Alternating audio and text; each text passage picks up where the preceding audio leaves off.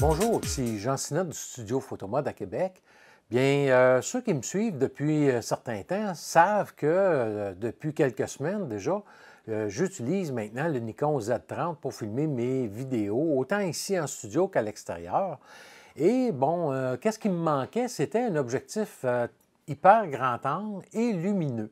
Donc, lorsque je vais à l'extérieur de soir, par exemple, ou encore dans des locales qui sont peu éclairés, bien à ce moment-là, c'est là que, avec l'objectif de base du kit qui venait avec, bien que c'est peu lumineux. Donc, je me suis mis à la recherche d'un objectif autre que chez Nikon, parce qu'on n'en a pas.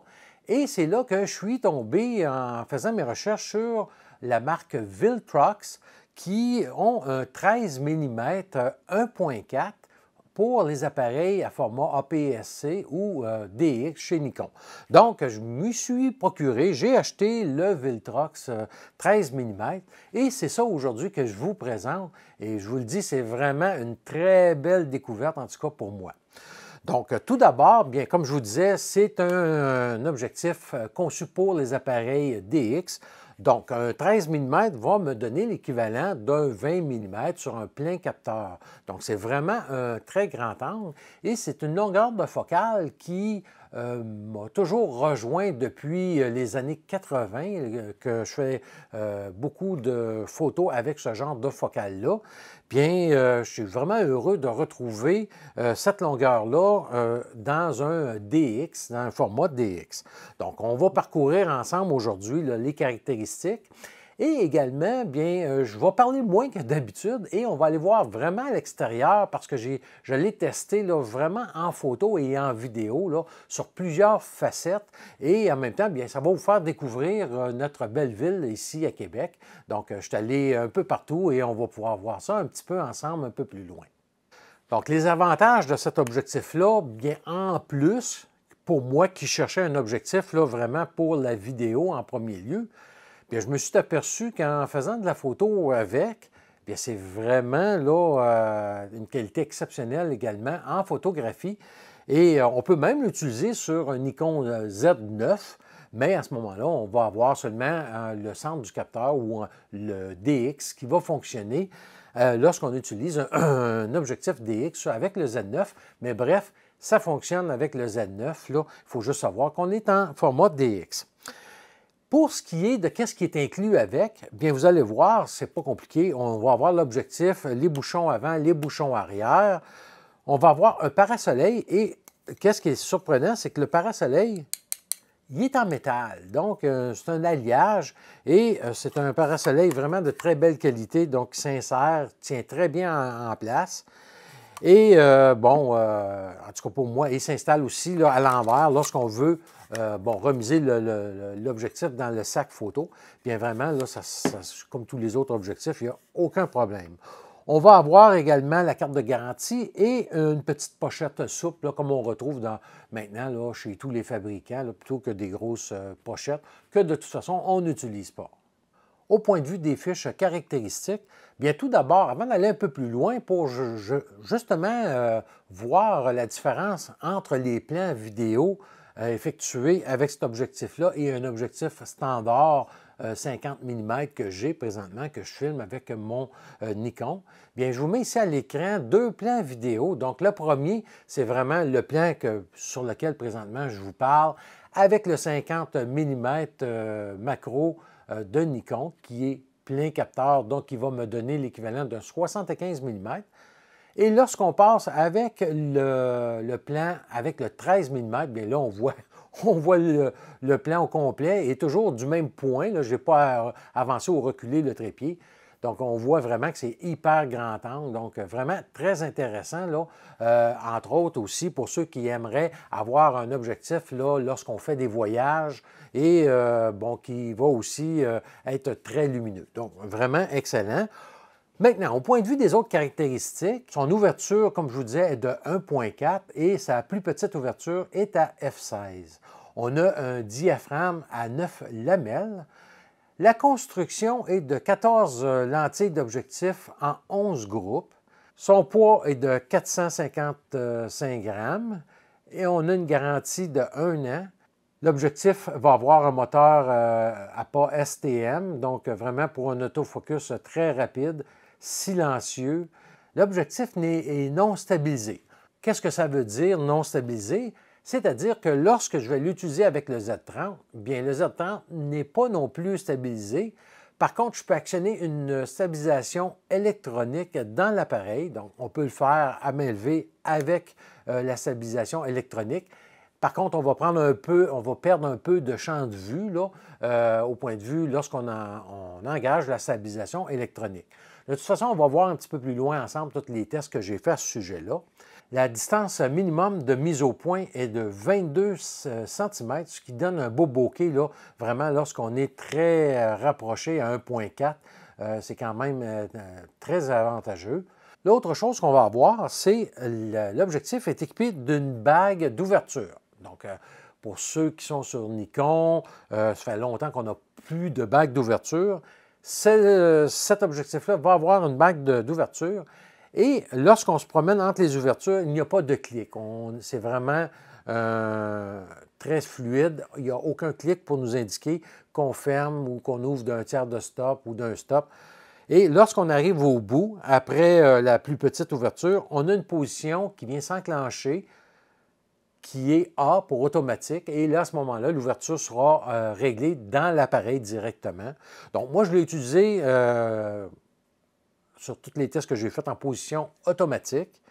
Et j'ai eu aucun problème, là. Et ça se verrouille quand même assez bien en place. On n'a pas de bouton pour vraiment le verrouiller en place, mais la coche, si on veut, pour le verrouiller, quand même assez une bonne tension pour qu'on sache que si on l'accroche, bien qu'on vient de le déverrouiller.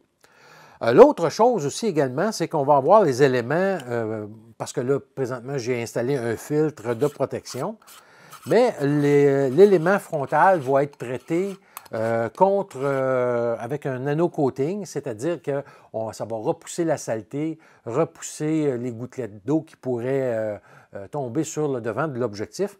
Et également, ça facilite là, le nettoyage. L'objectif est aussi tropicalisé. Bon, eux appellent ça chez Viltrox, contre la poussière. Et l'objectif va avoir plusieurs joints pour empêcher la poussière de se glisser à l'intérieur. Et sur la monture, même ici en arrière, on a un petit joint là, pour venir bien mettre un étanchéité entre le boîtier et l'objectif. Ici, on va avoir également dans la monture un port USB-C qui nous permet à ce moment-là, si on a un firmware disponible, de venir mettre à jour l'objectif. Et ça, c'est vraiment excellent parce que, par exemple, on va avoir chez d'autres compagnies qu'il faut acheter une console pour faire la mise à jour. Celui-ci, on n'a pas besoin de console. On a simplement à aller chercher le logiciel sur le site de Viltrox et en ce moment-là, on peut télécharger le nouveau firmware. Donc, dans le futur, si Nikon sort des nouveaux appareils avec des nouvelles caractéristiques, bien, Viltrox sera en mesure d'emmener des firmware pour s'assurer de la compatibilité avec les nouveaux boîtiers futurs chez Nikon, par exemple. La dimension du filtre est de 67 mm, mais le plus important, qu'est-ce qui est vraiment agréable, c'est que malgré que c'est un hyper grand angle, on est capable d'installer des filtres sur l'objectif. Donc, vous allez voir dans les photos que j'ai faites, j'ai installé l'ensemble de filtres KF concept là, professionnel carré avec les bacs d'adaptation. Et vraiment, là, ça m'a donné des très beaux résultats. Donc, c'est vraiment encore là un plus d'avoir un objectif qui permet d'utiliser des filtres réguliers. Et la dernière chose, au point de vue caractéristique, qui est vraiment intéressante et qui pour moi, c'était une priorité, c'est que notre bague de mise au point qui est ici, qui a quand même une belle tension, donc elle n'est pas trop facile à tourner, mais juste la bonne tension, en tout cas que moi je trouve, bien, elle est complètement compatible avec les fonctions du boîtier qu'on peut attribuer à cette bague-là. Donc, exemple, moi qui aime bien attribuer les ISO sur cet objectif-là, c'est-à-dire sur la bague de mes objectifs, bien, avec celui-ci, je suis capable, comme mes objectifs Nikon, de venir assigner à la bague ici, entre autres, les ISO. Donc, vraiment un plus. Et c'est tellement bien compatible avec mes appareils Nikon que lorsque je rouvre les photos prises, bien, je retrouve dans l'exif de mes photos vraiment la longueur de focale et les ouvertures que j'ai utilisées avec l'objectif. Donc, 100% compatible et c'est vraiment un plus de ce côté-là aussi. Pour ce qui est de l'endroit où je me le suis procuré, bien, via PurGear sur Amazon, bien, on peut le retrouver à 536 $. Je vais vous mettre les liens au bas de la page.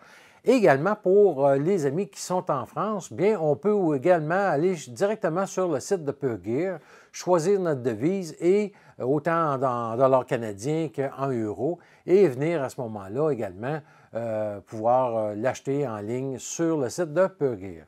Donc, les avantages, vraiment, bien écoutez, c'est un objectif quand même petit. L'objectif va vignetter un peu à 1.4, mais qui est facilement corrigible avec soit Nikon NX Studio ou Lightroom ou Photoshop. Et on va le voir un petit peu plus loin, là, j'ai fait des tests. Et ça disparaît là, dès 2.8, donc vraiment excellent. Il n'y a presque pas de distorsion. Je vous le dis, pour un 20 mm ou 13 mm DX, c'est vraiment surprenant qu'on n'ait pas plus de distorsion que ça fonctionne très bien.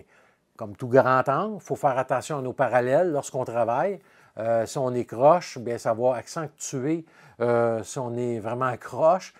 Mais une fois qu'on a saisi comment travailler avec un grand angle, bien, c'est vraiment génial. Et celui-ci, là, vraiment, il fonctionne à merveille. La meilleure ouverture que j'ai trouvée lorsqu'on veut avoir le plus de détails, c'est entre 5.6 et 8.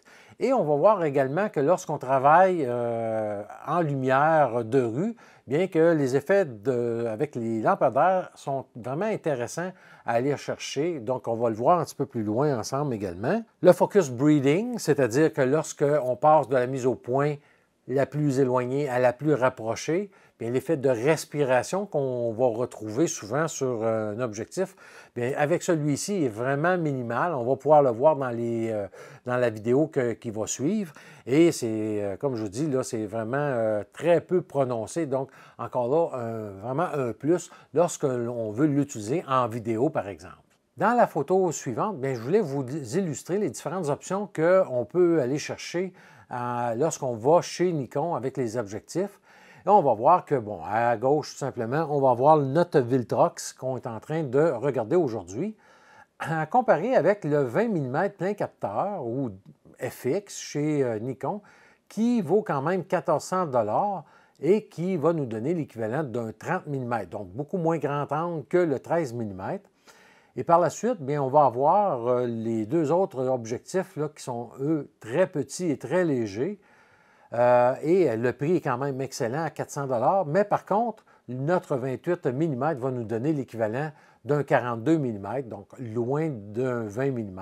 Et même chose pour le 40 mm qui va nous donner l'équivalent d'un 60 mm. Donc, c'était pour vous illustrer les autres options possibles qu'on a chez Nikon.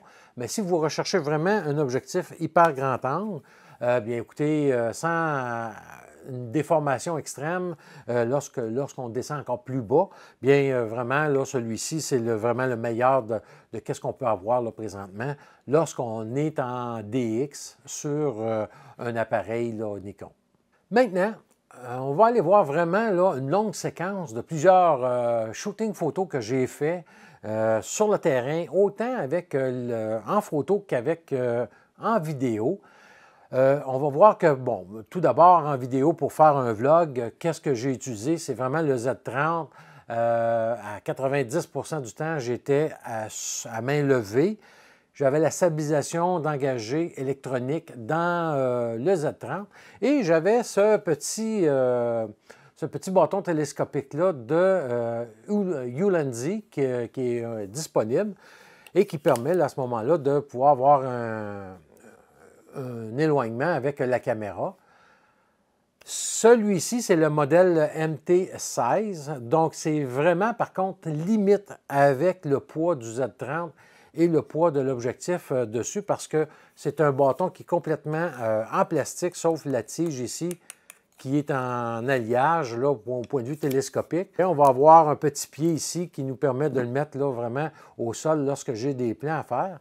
J'ai testé également le modèle MT47 qui lui est tout en aluminium, mais qui par contre va coûter beaucoup plus cher. Celui-ci, vous allez pouvoir l'avoir dans les alentours de 20-25 $, alors que l'autre, il est à 55 $. Et l'autre modèle va avoir un plateau à dégagement rapide avec une attache arc à Suisse. Donc, si vous cherchez un bâton télescopique et vous n'avez pas autre chose, bien, je vous dirais que le modèle MT47 serait le meilleur ajout ou le meilleur atout que celui-ci. Moi, je l'avais déjà, donc c'est pour ça que je l'ai testé. Ça va quand même bien, mais comme je vous dis, c'est limite. Donc, comme je vous dis, pour les vlogs qu'on va voir, ça va être avec ce bâton-là ou sur trépied et la plupart du temps à main levée. Donc, on passe à voir sans plus tarder qu'est-ce que j'ai tourné, autant les vidéos que la photo, et je vous reviens pour la conclusion. Alors, on se retrouve pour tester le Viltrox 13 mm 1.4 à mon endroit par excellence, qui est là à Basilique, à Sainte-Anne-de-Beaupré. Donc, récemment, le pape est venu ici en plus, mais c'est surtout pour les détails qu'on va retrouver à l'intérieur, à l'extérieur. Les percées de soleil qu'on a à travers les nuages, ça fait dramatique. Donc, je vais tester aussi en la photo, en noir et blanc et du vidéo également. Donc, à l'intérieur, je ne pourrais pas trop parler, mais on va faire le tour ensemble et ça va nous donner une bonne idée de la netteté que cet objectif-là peut nous donner, autant en photo qu'en vidéo. Donc, comme on voit ici, là, je suis vraiment là en vidéo, sans stabilisateur, sauf électronique, dans l'appareil photo. Donc, de nouveau, le même test, mais cette fois-là, le stabilisateur électronique enlevé. Donc, je suis à main levée. Il faut vraiment faire attention lorsqu'on bouge sans stabilisation, de là où un gimbal peut être très pratique.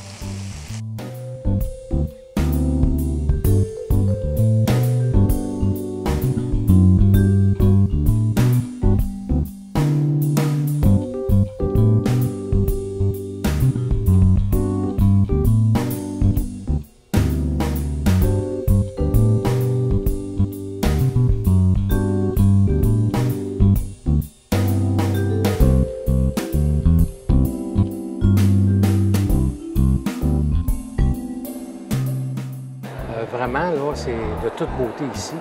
C'est plein de détails. Donc, je vais travailler à 1.4 à l'intérieur pour vraiment voir les capacités de l'objectif.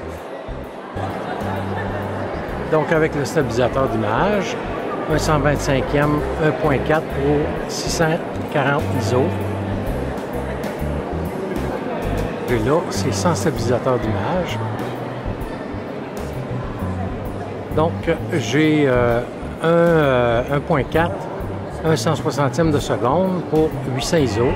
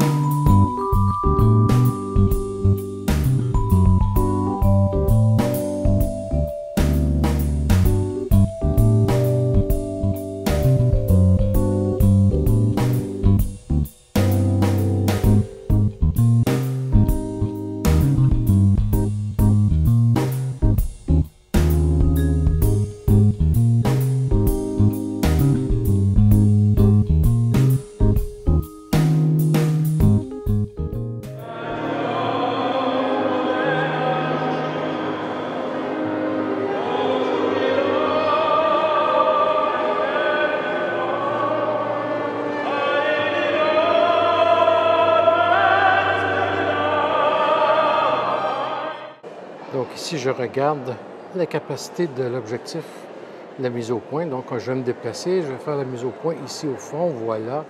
Donc, on voit là, que c'est quand même là, très réactif quand même. Je vais revenir sur un des lampions. Voilà, je vais faire la mise au point. Voilà. Et je fais un test en marchant. Donc, on va voir là, sans gimbal.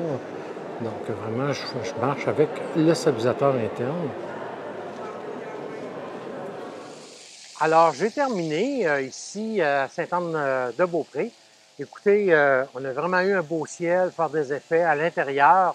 Bon, il y avait des funérailles, je ne me suis pas attardé à l'intérieur, mais j'ai joué avec la fontaine en avant, des longues expositions avec le système de filtre KF Concept également. Donc, je n'ai pas vu de vignettage, en tout cas sur le petit écran. On va voir ça rendu sur le gros écran. Et comme vous voyez, bien, c'est vraiment là un endroit par excellence là, pour faire des tests comme je viens de procéder. Donc, les prochains tests, on va aller de soir avec les lumières de rue, voire aussi à grande ouverture. Et par la suite également, je veux aller tester avec d'autres endroits ici à Québec, là, entre autres le Château Frontenac. Alors, nous voici aux chutes Montmorency, toujours à Québec. Je suis avec mon ami Mario. On va venir faire quelques vidéos, mais surtout de la photo avec le Viltrox 13 mm. Donc, on va explorer ça ensemble, puis on regarde ça.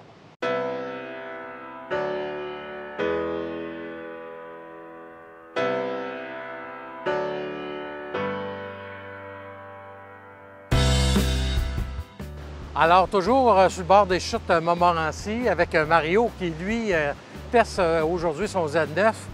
Donc, vraiment, l'objectif Viltrox 13 mm là, sur le Z30 là, performe extrêmement bien. J'ai utilisé aussi les filtres KF Concept ND. Donc, quand on est arrivé, on travaillait avec le ND8 parce que, bon, c'était nuageux. Et là, le soleil est sorti. On travaille avec le ND1000 parce que la chute là, reflète beaucoup de lumière. Donc, on poursuit ici tout le long de la chute.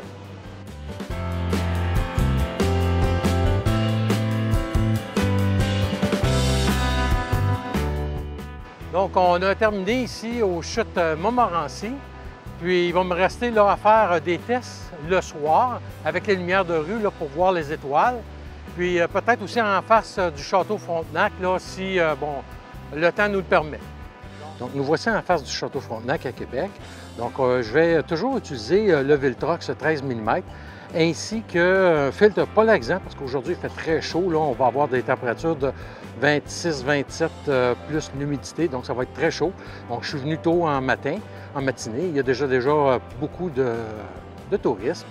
Et bon, là, j'utilise un bâton télescopique présentement pour filmer et l'antivibration électronique ou le stabilisateur électronique de l'appareil. Et c'est sûr que un gimbal serait l'idéal. Donc, il y a le Crane le M2S qui pourrait être excellent, que je vais tenter de mettre la main sur un modèle dans les prochaines semaines pour le tester. Bref, on fait le tour ici, puis je vais prendre quelques photos des différents plans du Château Frontenac et du Vieux-Québec.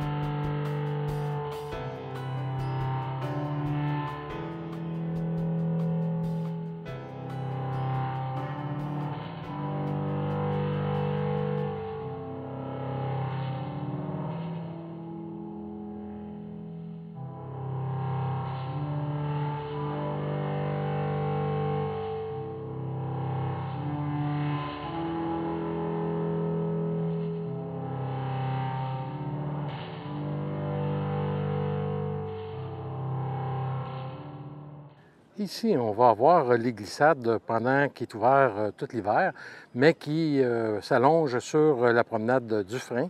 Et c'est vraiment là, à venir découvrir là, si vous passez ici en hiver.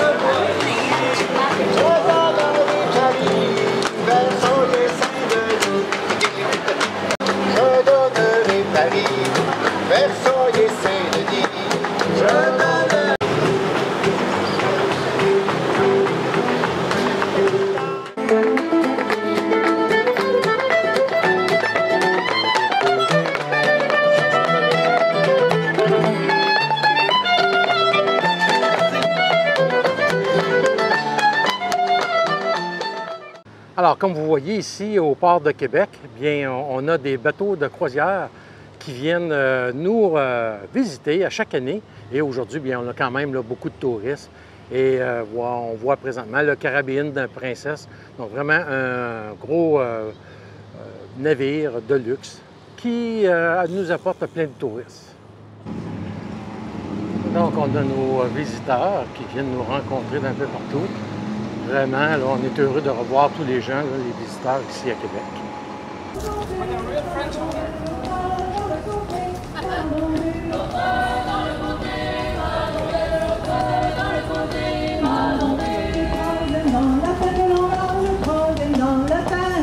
Le troisième dans la tête, le troisième dans la tête. Alors, je suis revenu à mon point de départ et j'approche du stationnement. Donc, ici, on a une exposition de voitures antiques.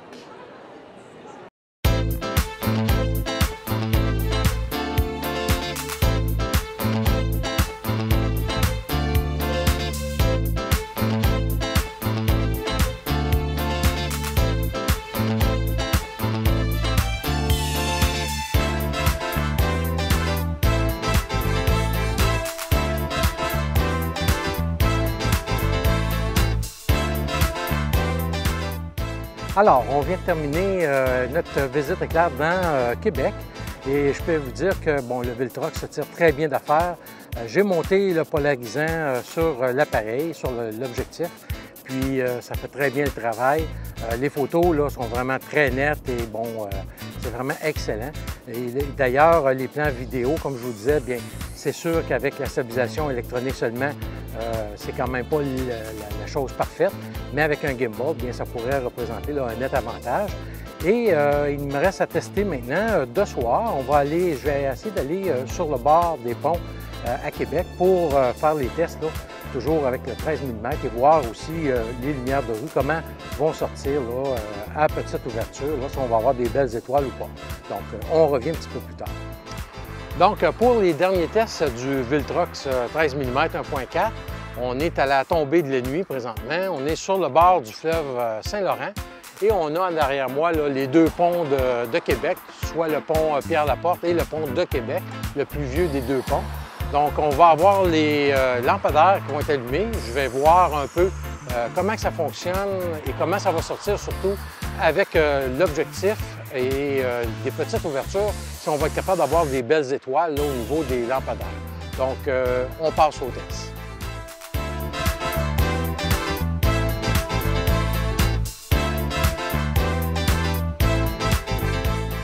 Donc, on s'approche des ponts, puis je vais faire une couple de photos ici en longue exposition. On peut voir là, que c'est très clair, mais en réalité, c'est assez sombre et je suis quand même à 2200 ISO.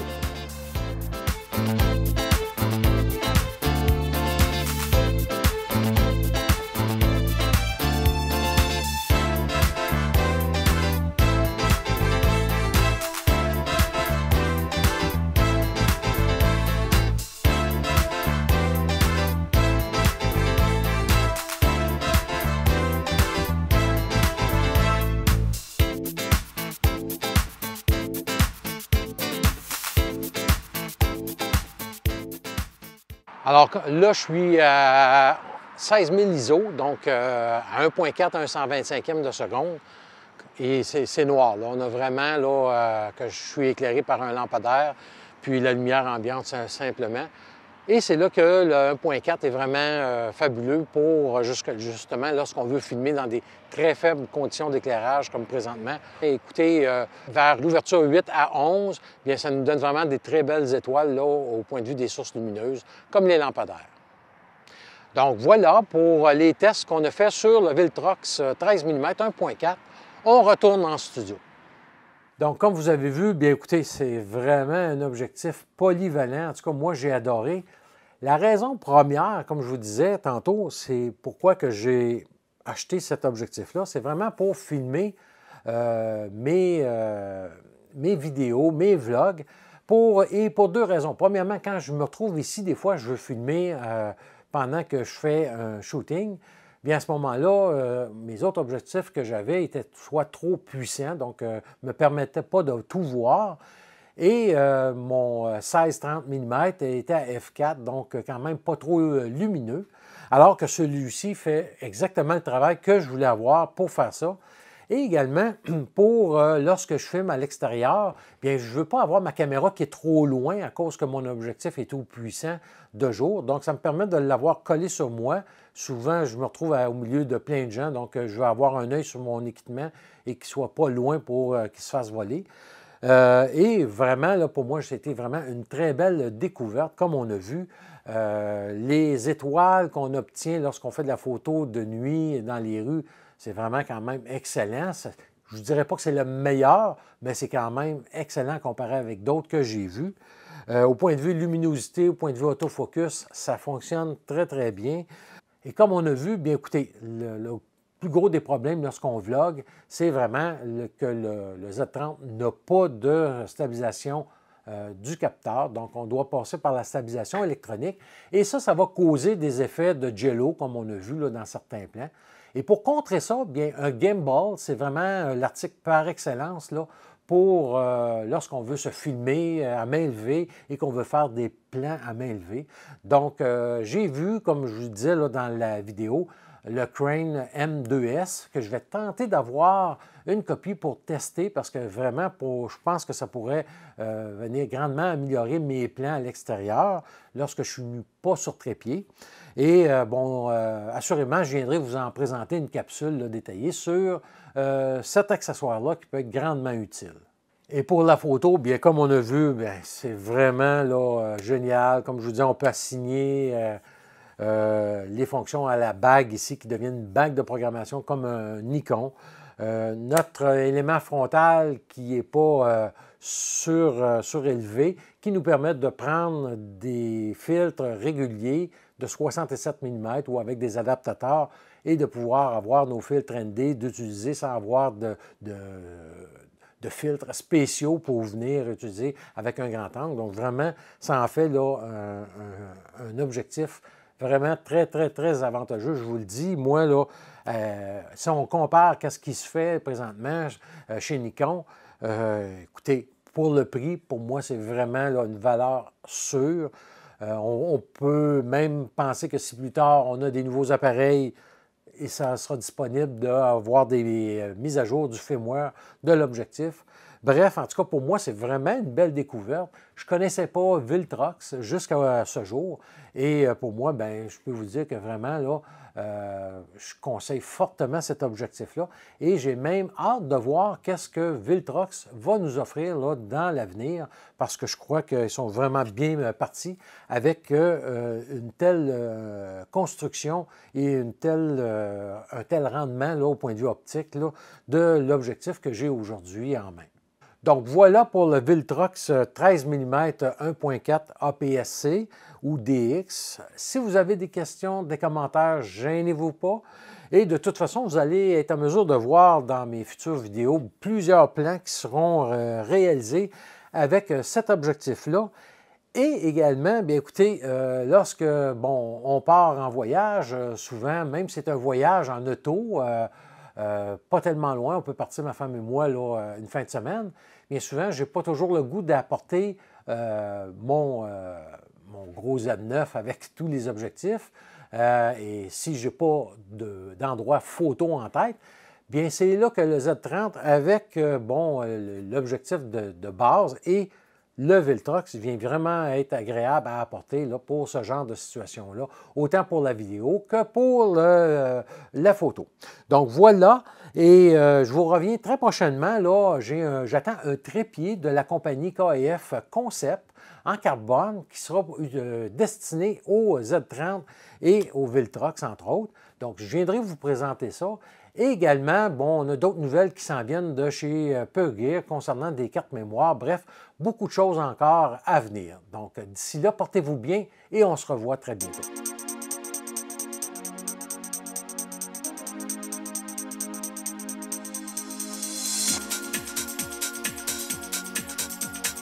Ooh.